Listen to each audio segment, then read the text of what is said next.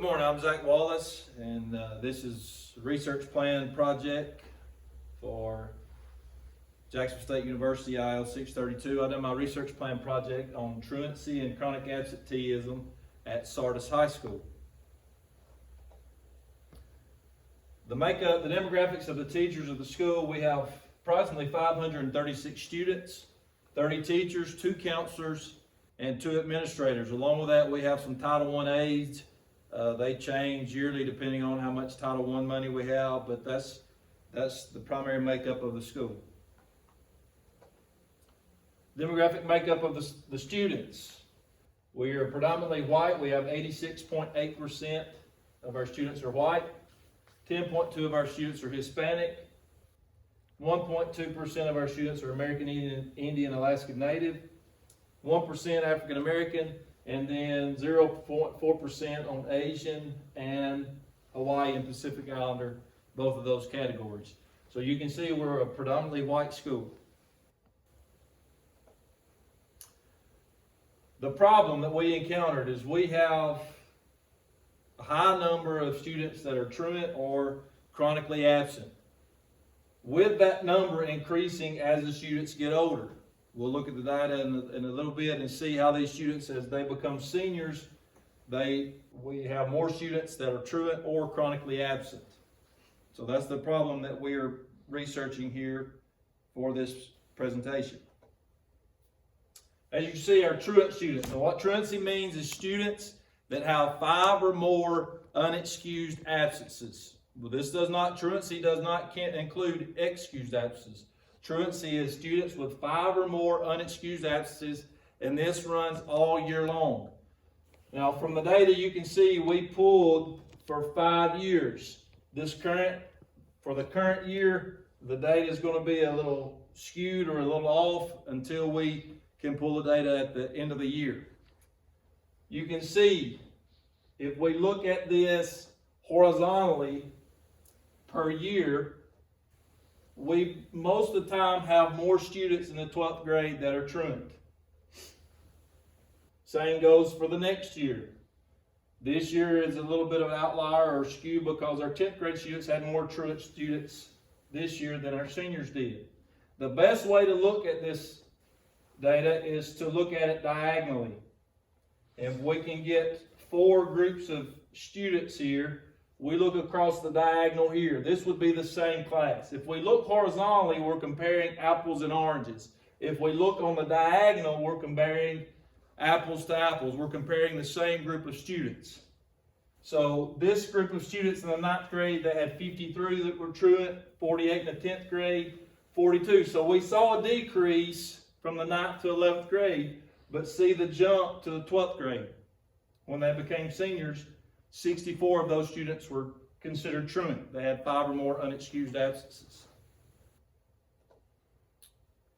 Here's our table for chronically absent students. Now, within the research project, I looked at check-ins and check-outs for the sake of the presentation.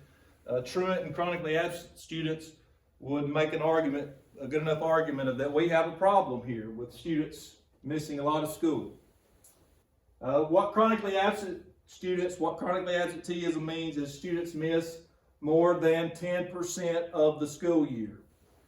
So that would be 18 days. Now, understand this is just recently changed.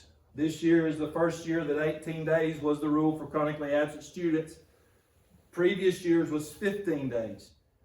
So that could be a little bit of an outlier. That could skew our data a little bit, dealing with chronically absent students. Understand this as well. Chronically absent students, to be considered chronically absent, you take in unexcused and excused absences. All absences pretty much are considered, other than something that might be on a 504 plan that allows absences or field trips or something of that nature.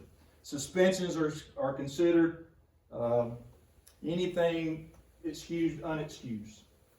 So here again, we can look at this data horizontally. We'll be comparing apples to oranges, different group of students.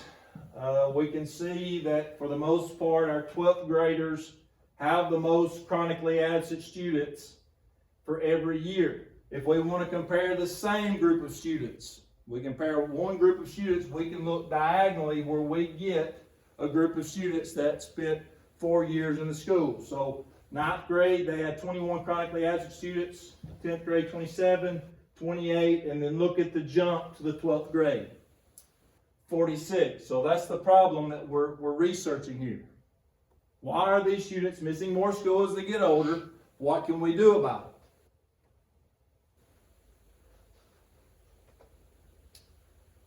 So we developed a hypothesis. The hypothesis is there's no significant difference in truancy, chronic absenteeism, and age. So we're trying to prove this either to be true or to be false. Does age affect students' attendance? The timeline of activities that we took is here in this table. You can see we've done a lot of work in January, February, and March. We reviewed a lot of literature in those 3 months to see some processes or policies that we might could put in place or consider to help these students come to school, to help our truancy, to help our chronic absenteeism. Again, our final report will not be done until July, August, and our presentation won't be done until that time. The reason for that being is the current school year we're in, we need to collect that data in the summer and add it to our table. All right, this is the meat of what we're talking about today, the importance of the findings. All right, well, as we already stated, the school and school district have attendance problems. We have an attendance problem. Now, this was done primarily at Sardis High School with the hope of using it throughout the district to help attendance problems. So we know school and school district have attendance problems. We want to know, are they more apt to miss school as they get older? Looking at our data, the data kind of suggests, the tables we looked at suggest they do. We have policies and procedures for truancy. Develop those. Look at those. We have them in place, so we might need to adjust those. Do we have policies and procedures for chronic absenteeism? Are we doing something to keep these students from being chronically absent? The answer to that is no as far as chronic absenteeism. We do have some policies in place for truancy. So, what do we want to do? We want to increase attendance. Now, we're looking at this as the students get older, they miss more school. That was a problem, but we want to increase attendance overall. So, we've got to take steps to combat the problem. Right now, we're not really taking the steps to combat the problem. We need to create policy, procedures, plan something that will keep students from being chronically absent. We need to develop something that, hey, they're getting close to being chronically absent, or what can we do to keep them from being chronically absent? We need to update our policies and procedures for being truant, for truancy. Those policies and procedures are out of date. And to be honest with you, it gets to a certain step and then nothing is done from that point on. So we've got to update those, and we've got to, for lack of a better word, hold these kids' feet to the fire when they're not coming to school. And we, again, like I said, we want to focus on all the students. We're looking at this saying, hey, they miss more school as they get older, and that seems to be the case. But we don't necessarily just want to look at the seniors and let the other ones go on the wayside. We want to focus on all the students, and we want to increase overall attendance. All right, what happens if we do this? What happens if we do increase attendance? Hopefully, we'll have less failures. Big thing's graduation rate.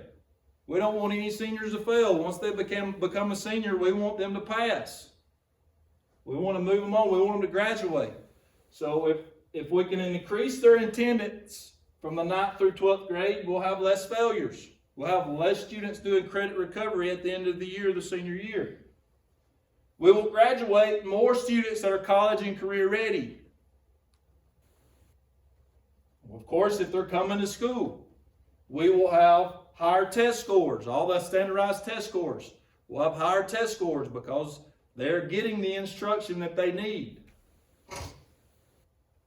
With that being said, we will have overall school improvement.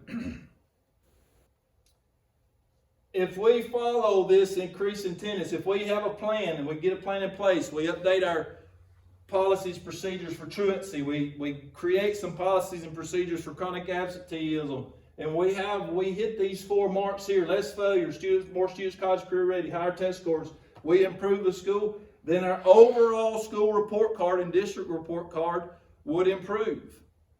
And it would help our schools. We would become better schools and a better school district. That's the importance. What we found, this is what we want to do. We want to hit all those marks throughout this study by increasing attendance. Does anybody have any questions? All right, thank you. Have a great day.